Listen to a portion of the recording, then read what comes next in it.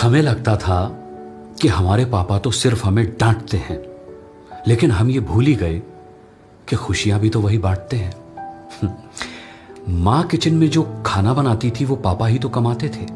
खिलौनों से लेकर कपड़े, कॉपी, पेंसिल, रबड़ सब पापा ही दिलाते थे।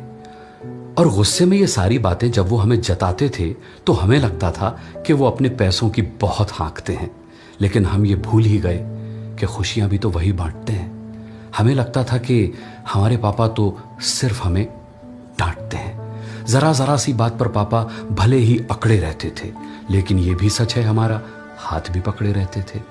कहाँ है जाना, कब लौटोगे, बात बात पर इंक्वायरी। तब लगता था हमारी लाइफ में ये इतना क्यों झांकते हैं। लेकिन हम ये भूल ही गए कि खुशियां भी तो वही बांटते हैं। हमें लगता था कि हमारे पापा तो सिर्फ हमें डांटते हैं। दुख होता था कोई तो माँ तो कभी कभी रोती भी थी। पापा की आंखें सूखी ही देखी, क्या उन्हें कोई तकलीफ होती भी थी? क्यों पापा में हीरो से पहले अक्सर हमको एक विलेन दिखता था? ऐसे कई सवाल अब उनकी तस्वीर में से झांकते हैं। तब हमें लगता था कि हमारे पापा तो सिर्फ हमें डांटते हैं, लेकिन हम ये भूल ही गए कि खुशियां भी तो वही बांटते हैं।